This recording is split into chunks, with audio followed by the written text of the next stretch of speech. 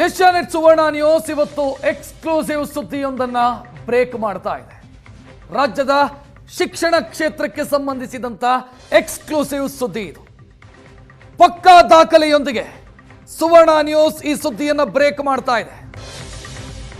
ರಾಜ್ಯದ ಶೈಕ್ಷಣಿಕ ವ್ಯವಸ್ಥೆ ಎಷ್ಟೊಂದು ಹದಗೆಟ್ಟಿದೆ ಅನ್ನೋದಕ್ಕೆ ಉದಾಹರಣೆಯಾಗಿ ಈ ಎಕ್ಸ್ಕ್ಲೂಸಿವ್ ಸುದ್ದಿಯನ್ನ ನಿಮ್ಮ ಮುಂದೆ ಇಡ್ತಾ ಇರೋದು.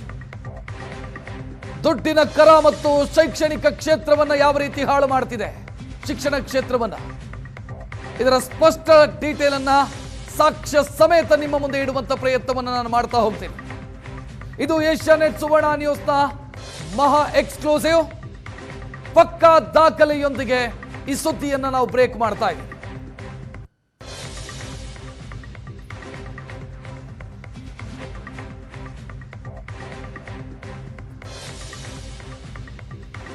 ರಾಜ್ಯದ ಶೈಕ್ಷಣಿಕ ಕ್ಷೇತ್ರ ದುಡ್ಡಿನ ಕಾರಣಕ್ಕಾಗಿ ಎಷ್ಟೊಂದು ಹಾಳಾಗಿ ಹೋಗಿದೆ ಅಂತ ಅನ್ಸುತ್ತೆ ಈ ಸುದ್ದಿಯನ್ನ ನೋಡಿದ್ರೆ. ಇಷ್ಟು ಹದಗೆಡೋದಕ್ಕೆ ಏನ್ ಕಾರಣ ಆಯ್ತು, ಯಾರು ಕಾರಣ ಆದ್ರು ಅನ್ನುವಂಥ ಪ್ರಶ್ನೆಯೂ ಕೂಡ ಉದ್ಭವ ಆಗುತ್ತೆ.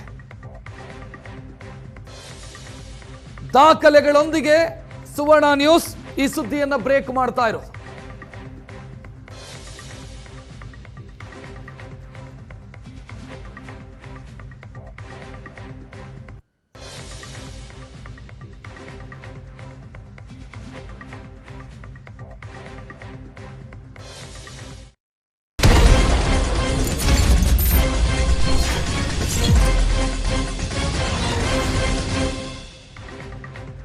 ವಿದ್ಯಾರ್ಥಿಗಳಿಗೆ ಪಾಠ ಮಾಡುವಂತ ಶಿಕ್ಷಕರೇ ಈ ಖತರ್ನಾಕ್ ಕೆಲಸಕ್ಕೆ ಇಳಿದಿದ್ದಾರೆ.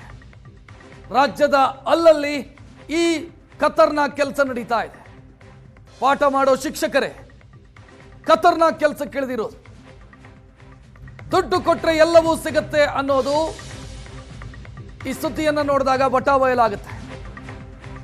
ವಿದ್ಯಾರ್ಥಿಗಳನ್ನ ಸರಿದಾರಿಗೆ ತರುವಂತ ಜವಾಬ್ದಾರಿ ಇರುವಂತ ಶಿಕ್ಷಕರೇ ಅಡ್ಡದಾರಿ ಹಿಡಿದಿರುವಂತ ಕಥೆ ಇದು.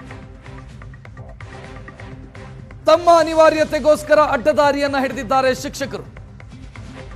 ಉನ್ನತ ಶಿಕ್ಷಣ ಸಚಿವರು ನೋಡಲೇಬೇಕಾದಂತ ಸ್ಟೋರಿ.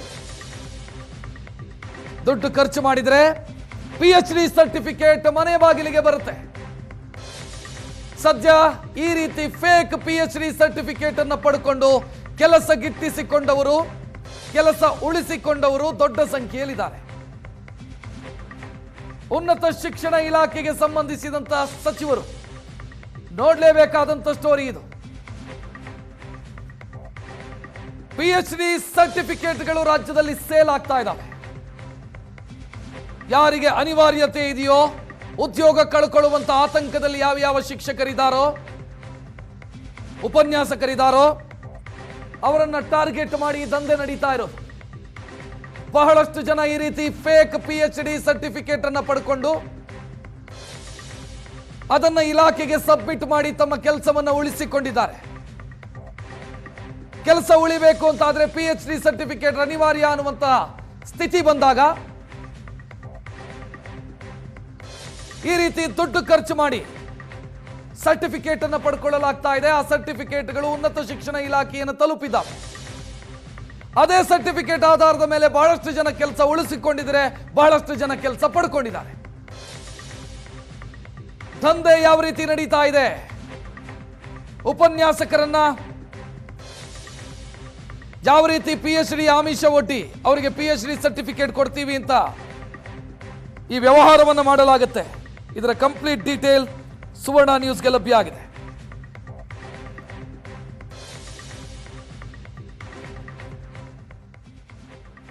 ಉಪನ್ಯಾಸಕರು ತಮ್ಮ ಹುದ್ದೆಯನ್ನ ಉಳಿಸಿಕೊಳ್ಳೋದಕ್ಕೆ, ಕೆಲಸ ಉಳಿಸಿಕೊಳ್ಳೋದಕ್ಕೆ PhD ಸರ್ಟಿಫಿಕೇಟ್ ಅನಿವಾರ್ಯ ಅಂತ ಬಂದಾಗ ಈ ದಂಧೆಕೋರರ ಮೊರೆ ಹೋಗ್ತಾ ಇದ್ದಾರೆ. ಈ ದಂಧೆಕೋರರ ಮುಖಾಂತರ PhD ಸರ್ಟಿಫಿಕೇಟ್ ಅನ್ನು ಪಡ್ಕೊಳ್ತಾ ಇದ್ದಾರೆ. ನಕಲಿ PhD ಸರ್ಟಿಫಿಕೇಟ್ ನೀಡಿ ಹುದ್ದೆ ಪಡಿತಾ ಇದ್ದಾರೆ, ಇದ್ದಂತ ಉದ್ಯೋಗವನ್ನು ಉಳಿಸಿಕೊಳ್ತಾ ಇದ್ದಾರೆ. ಸುವರ್ಣ ನ್ಯೂಸ್ನಲ್ಲಿ ಈ PhD ಸರ್ಟಿಫಿಕೇಟ್ ನ ಕರ್ಮಕಾಂಡ ಬಯಲಾಗ್ತಾ ಇದೆ. ನಕಲಿ PhD ಸರ್ಟಿಫಿಕೇಟ್ ನೀಡಿ ಸರ್ಕಾರಿ ಕಾಲೇಜುಗಳಲ್ಲಿ ಉಪನ್ಯಾಸಕ ಹುದ್ದೆಯನ್ನು ಪಡ್ಕೊಳ್ತಾ ಇರೋದು, ಅಥವಾ ಇರೋ ಹುದ್ದೆಯನ್ನ ಉಳಿಸ್ಕೊಳ್ತಾ ಇರೋದು. 5 ರಿಂದ 7 ಲಕ್ಷಕ್ಕೆ PhD ಸರ್ಟಿಫಿಕೇಟ್ ಸೇಲ್ ಆಗ್ತಿದೆ. ಇದೇ ಸರ್ಟಿಫಿಕೇಟ್ ಅನ್ನು ಮುಂದಿಟ್ಟುಕೊಂಡು ಉಪನ್ಯಾಸಕರು ಈಗ ನಿಯಮಗಳಲ್ಲಿ ಏನು ಬದಲಾವಣೆ ಆಗಿದೆ, PhD ಅನಿವಾರ್ಯ ಅಂತ ಅತಿಥಿ ಉಪನ್ಯಾಸಕರಿಗೆ ಉದ್ಯೋಗವನ್ನು ಉಳಿಸಿಕೊಳ್ಳುವಂತ ಕೆಲಸವನ್ನು ಆ ಮೂಲಕ ಮಾಡ್ತಿದ್ದಾರೆ. ಇನ್ನು ಈ ದಂಧೆಯನ್ನು ಬಯಲಿಗೆಳೆದಿದ್ದು ಫಿರೋಜ್ ರಾವ್ ಅನ್ನುವಂಥ ಉಪನ್ಯಾಸಕ. ಈ ಅಕ್ರಮದಲ್ಲಿ ಬೇರೆ ರಾಜ್ಯದ ದೊಡ್ಡ ದೊಡ್ಡ ವಿವಿಗಳ ಹೆಸರಿದೆ. ಬೇರೆ ರಾಜ್ಯದ ವಿವಿಗಳ ಹೆಸರಲ್ಲಿ, ವಿಶ್ವವಿದ್ಯಾಲಯದ ಹೆಸರಲ್ಲಿ ಸರ್ಟಿಫಿಕೇಟ್ಗಳು ಬರ್ತಾ ಇದ್ದಾವೆ. ಒಂದು ದೊಡ್ಡ ವಿವಿಯ ಹೆಸರಿನಲ್ಲಿ ಸರ್ಟಿಫಿಕೇಟ್, ಫೇಕ್ ಸರ್ಟಿಫಿಕೇಟ್ ಅನ್ನ ಇಶ್ಯೂ ಮಾಡಲಾಗ್ತಾ ಇದೆ. ಫೇಕ್ ಸರ್ಟಿಫಿಕೇಟ್ ಅನ್ನ 4 ರಿಂದ 8 ಲಕ್ಷ ರೂಪಾಯಿ ಖರ್ಚು ಮಾಡಿದರೆ ಈ ಸರ್ಟಿಫಿಕೇಟ್ ಉಪನ್ಯಾಸಕರ ಕೈ ಸೇರ್ತಾ ಇದೆ. ಶಿಕ್ಷಣದ ಗುಣಮಟ್ಟವನ್ನ ಹೆಚ್ಚಿಸಬೇಕು ಅನ್ನೋ ಕಾರಣಕ್ಕಾಗಿ PhD ಅನಿವಾರ್ಯ ಅನ್ನೋ ನಿಯಮವನ್ನ, ಗೈಡ್ಲೈನ್ಸ್ ಅನ್ನ ಜಾರಿಗೆ ತರಲಾಗಿದೆ. ಯಾರಿಗೆ PhD ಮಾಡೋದಕ್ಕೆ ಸಾಧ್ಯ ಆಗಲ್ವೋ, ಕೆಲಸ ಉಳಿಸಿಕೊಳ್ಳೋದಕ್ಕೋಸ್ಕರ ಈ ಅಡ್ಡದಾರಿಯನ್ನು ಹಿಡಿತಾ ಇದ್ದಾರೆ.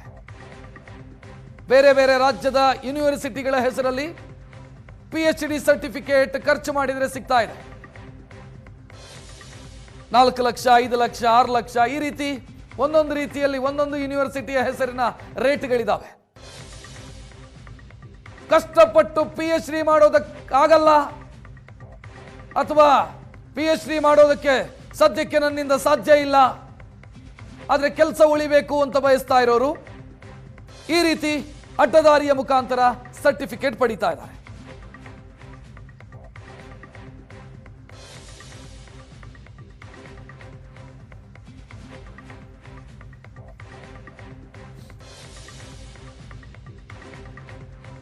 ಈ ದಂಧೆ ಯಾವ ರೀತಿ ನಡೀತಾ ಇದೆ, ಯಾವ ರೀತಿ ಉಪನ್ಯಾಸಕರು PhD ಸರ್ಟಿಫಿಕೇಟ್ಗಳನ್ನು ಪಡಿತಾ ಇದ್ದಾರೆ ತಮ್ಮ ಉದ್ಯೋಗವನ್ನ ಉಳಿಸಿಕೊಳ್ಳೋದಕ್ಕೋಸ್ಕರ, ಇದಕ್ಕೆ ಸಂಬಂಧಿಸಿದಂತೆ ಏಷ್ಯಾನೆಟ್ ಸುವರ್ಣ ನ್ಯೂಸ್ ಬಳಿ ಎಕ್ಸ್ಕ್ಲೂಸಿವ್ ಆಡಿಯೋ ಕೂಡ ಇದೆ. ಆಡಿಯೋದಲ್ಲಿ PhD ಸರ್ಟಿಫಿಕೇಟ್ನ ಡೀಲು ಯಾವ ರೀತಿ ಕುದುರುತ್ತೆ ಅನ್ನೋದು ಆ ಆಡಿಯೋದಲ್ಲಿದೆ. ಏಜೆಂಟ್ ಜೊತೆ PhD ಸರ್ಟಿಫಿಕೇಟ್ ಬಗ್ಗೆ ಮಾತನಾಡಿರುವಂತ ಆಡಿಯೋ ಇದು. ನಾನು ಕಷ್ಟದಲ್ಲಿದ್ದೀನಿ, PhD ಕೊಡಿಸಿ ಅಂತ ಉಪನ್ಯಾಸಕ ಹೇಳಿದಾಗ, ನಾನಿದ್ದೀನಿ ಹೆದರಬೇಡಿ ಅಂತ ಏಜೆಂಟ್ ಶರಣಗೌಡ ಪಾಟೀಲ್ ಹೇಳೋದು, ಜೊತೆಗೆ ಒಂದಿಷ್ಟು ದುಡ್ಡು ಕೊಡಿ, ನಿಮಗೆ ಒರಿಜಿನಲ್ ಸರ್ಟಿಫಿಕೇಟೇ ಕೊಡಿಸ್ತೀನಿ, ಯಾವುದೇ ರೀತಿ ಫೇಕ್ ಇರಲ್ಲ, ಒರಿಜಿನಲ್ ಸರ್ಟಿಫಿಕೇಟೇ ಕೊಡಿಸ್ತೀನಿ ನಿಮಗೆ ಅಂತ ಭರವಸೆ ಕೊಡ್ತಾರೆ.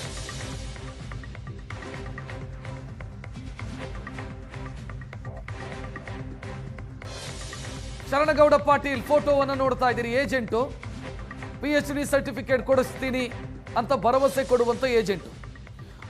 ಉಪನ್ಯಾಸಕರೊಬ್ಬರು ಫೋನ್ ಮಾಡಿ, ನಾನು ಕಷ್ಟದಲ್ಲಿದ್ದೀನಿ, ಕೆಲಸ ಹೋಗ್ಬಿಡತ್ತೆ, PhD ಸರ್ಟಿಫಿಕೇಟ್ ಬೇಕು ಅಂತ ಕೇಳಿದಾಗ, ಅದಕ್ಕೆಲ್ಲ ನೀವು ತಲೆಬಿಸಿ ಮಾಡ್ಕೋಬೇಡಿ,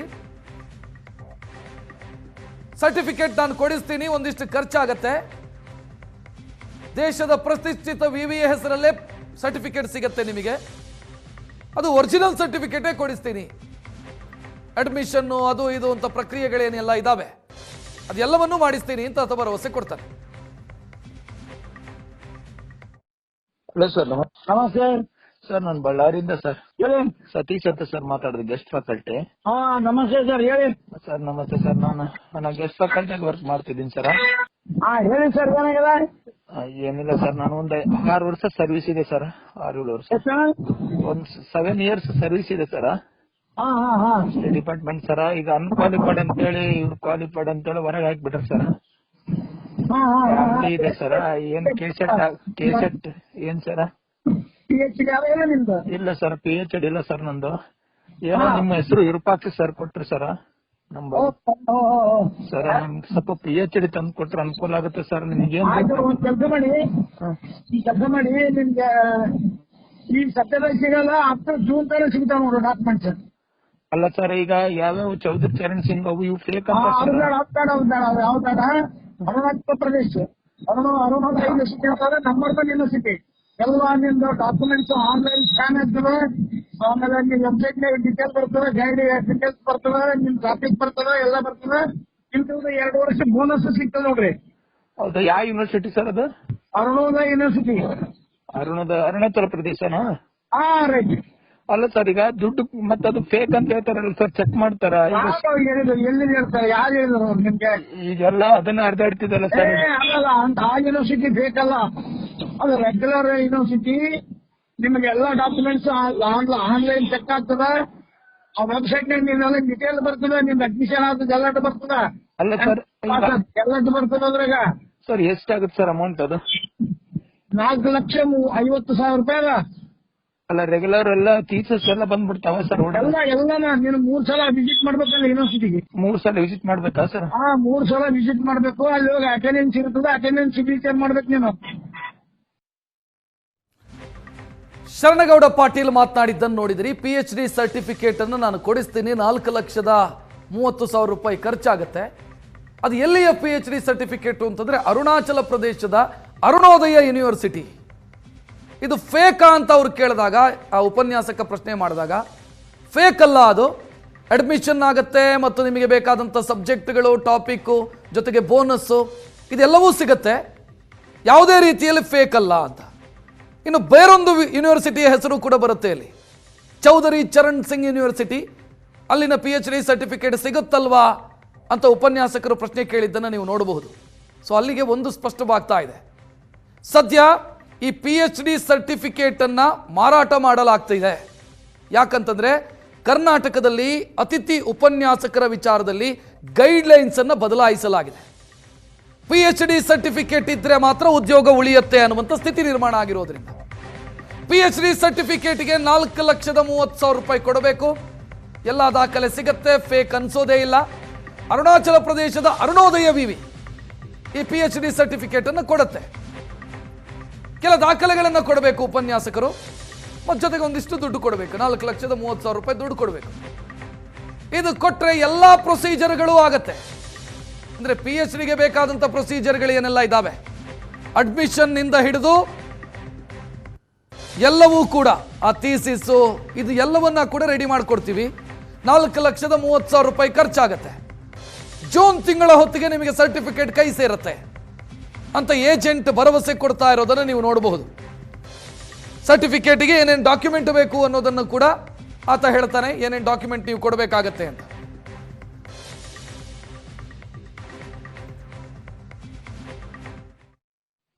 ಹೇಳ ಮತ್ತೆ ಕೇಳಿಸ್ತದ? ಅದೇ ಹೇಳಿದ್ನಲ್ಲ ಸರ್, PhD. ಅದೇ ಹೇಳಿದ್ನಲ್ಲಪ್ಪ ನಾನು ನಿನಗೆ ಡಾಕ್ಯುಮೆಂಟ್ಸ್ ಹಾಕಪ್ಪ ಅಂತ ಹೇಳಿದ್ನಲ್ಲ ನಿನಗೆ. ಹೌದಾ ಸರ್? ಈಗ ಹಾಕ್ಲಾ ಸರ್?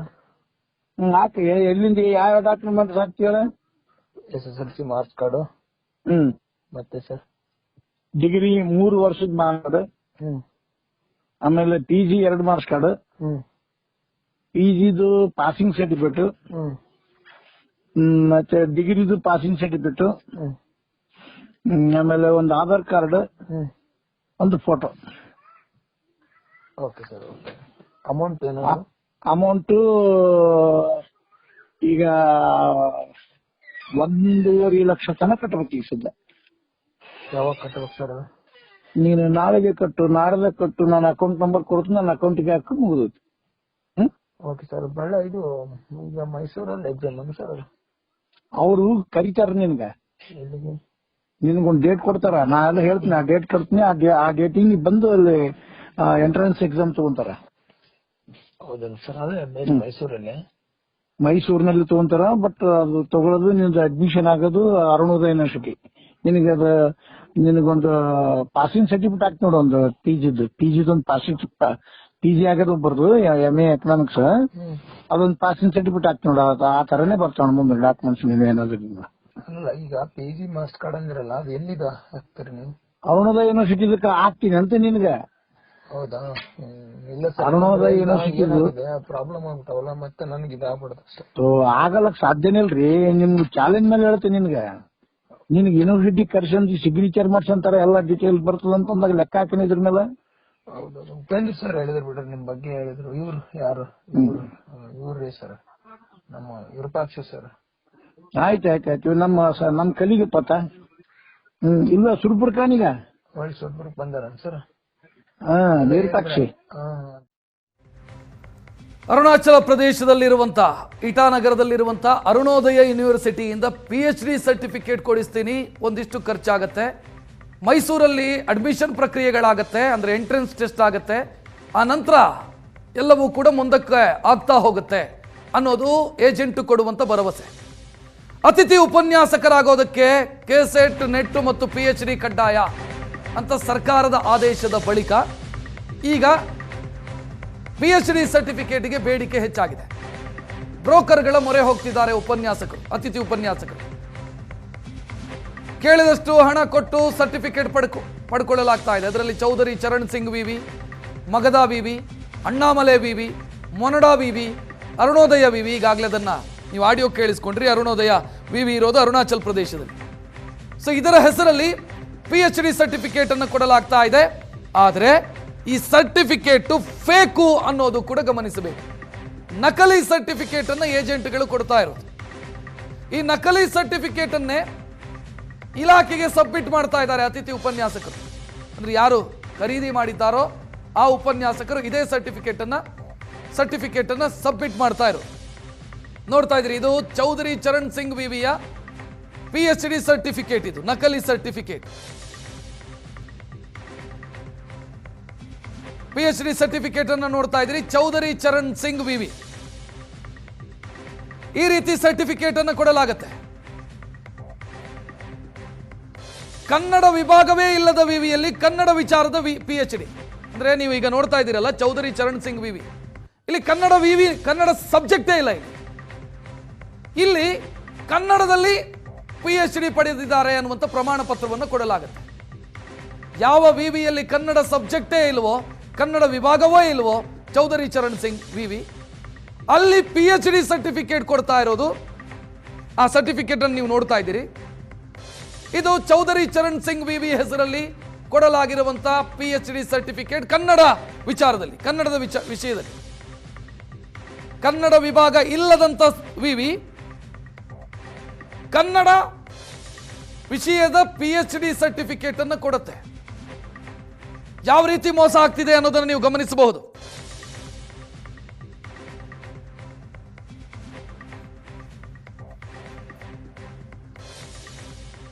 ಇನ್ನು ಈ ಮೋಸದ ಇನ್ನೂ ಆಳಕ್ಕೆ ಇಳಿದರೆ ಇನ್ನೊಂದಿಷ್ಟು ವಿಚಾರಗಳು ಕೂಡ ಗೊತ್ತಾಗುತ್ತೆ. ಇದೇ ರೀತಿ PhD ಸರ್ಟಿಫಿಕೇಟ್ ಪಡ್ಕೊಂಡಂತ ಬಹಳಷ್ಟು ಜನರ ಹೆಸರು ಕೂಡ ನಮಗೆ ಲಭ್ಯ ಆಗಿದೆ. 6 ಮಂದಿ ಉಪನ್ಯಾಸಕರಿಗೆ ಅಣ್ಣಾಮಲೆ ವಿವಿಯಿಂದ PhD ಸರ್ಟಿಫಿಕೇಟ್ ಕೊಡಲಾಗಿದೆ, ಅಥವಾ ಅಣ್ಣಾಮಲೆ ವಿವಿಯಿಂದ PhD ಸರ್ಟಿಫಿಕೇಟ್ ಅನ್ನು ಅವರು ಪಡ್ಕೊಂಡಿದ್ದಾರೆ. ಆದರೆ ಅದು ನಕಲಿ ಸರ್ಟಿಫಿಕೇಟ್. ಸಿದ್ದಪ್ಪ, ನಲ್ಲಾರೆಡ್ಡಿ, ನರಸಪ್ಪ, ಚಂದ್ರಮಪ್ಪ, ಚಂದ್ರಶೇಖರ್ ಮತ್ತು ಹನುಮೇಶ್, ಒಟ್ಟು 6 ಮಂದಿ ಇವರು ಈ ಸರ್ಟಿಫಿಕೇಟ್ ಅನ್ನು ಪಡ್ಕೊಂಡು ಸರ್ಕಾರಿ ಹುದ್ದೆಯನ್ನು ಪಡ್ಕೊಂಡಿದ್ದಾರೆ. ವಿವಿಧ ವಿಷಯಗಳ ಮೇಲೆ PhD ಮಾಡಿರೋದಾಗಿ ಸರ್ಟಿಫಿಕೇಟ್ ಪಡ್ಕೊಂಡಿದ್ದಾರೆ 2024ರಲ್ಲಿ 6 ಮಂದಿ ಉಪನ್ಯಾಸಕರು. ಆದರೆ ನಾವು ಚೆಕ್ ಮಾಡಿದ್ವಿ, ಅಣ್ಣಾಮಲೆ ವಿವಿಯ PhD ಪಡೆದವರ ಪಟ್ಟಿಯಲ್ಲಿ ಈ ಹೆಸರುಗಳಿದಾವ ಅಂತ. ಈ ಹೆಸರನ್ನು ಕರೆಕ್ಟ್ ಆಗಿ ನೋಡ್ಕೊಳ್ಳಿ. ಅಣ್ಣಾಮಲೆ ವಿವಿಯ PhD ಪಡೆದವರ ಲಿಸ್ಟ್ ನಲ್ಲಿ ಈ ಹೆಸರುಗಳೇ ಇಲ್ಲ. ಅಣ್ಣಾಮಲೆ ವಿವಿ ಹೆಸರಿನ ಸರ್ಟಿಫಿಕೇಟ್ ಅನ್ನು ನೀವು ನೋಡಬಹುದು. ಇವರೆಲ್ಲರೂ ಕೂಡ 2024ರಲ್ಲಿ ಸರ್ಟಿಫಿಕೇಟ್ ಅನ್ನು ಪಡೆದಿದ್ದಾರೆ. ನೋಡ್ತಾ ಇದ್ದೀರಿ ಲಿಸ್ಟ್, ಇದು ಅಣ್ಣಾಮಲೆ ವಿವಿಯ PhD ಪಡೆದವರ ಲಿಸ್ಟ್. ಇದು ಈ 6 ಮಂದಿಯ ಹೆಸರು ಆ ಲಿಸ್ಟ್ ಅಲ್ಲಿ ಇಲ್ವೇ ಇಲ್ಲ.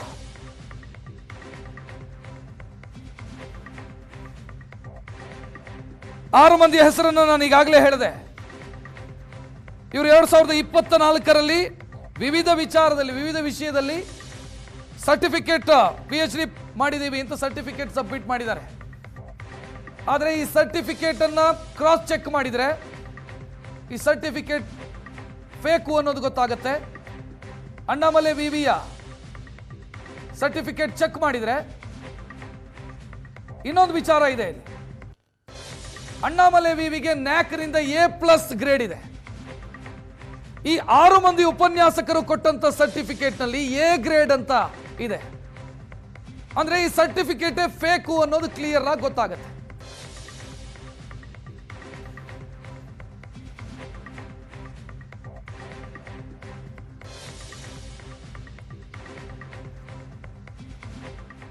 ಇನ್ನು ಈ ರೀತಿ ಫೇಕ್ ಸರ್ಟಿಫಿಕೇಟ್ ಅನ್ನು ಪಡ್ಕೊಂಡಂತ ವ್ಯಕ್ತಿಗಳು ರಾಜ್ಯದ ಬೇರೆ ಬೇರೆ ಕಡೆಯಲ್ಲಿ ಸದ್ಯ ಉದ್ಯೋಗವನ್ನು ಪಡ್ಕೊಂಡಿದ್ದಾರೆ, ಉಪನ್ಯಾಸಕರಾಗಿ ಕೆಲಸ ಮಾಡ್ತಿದ್ದಾರೆ.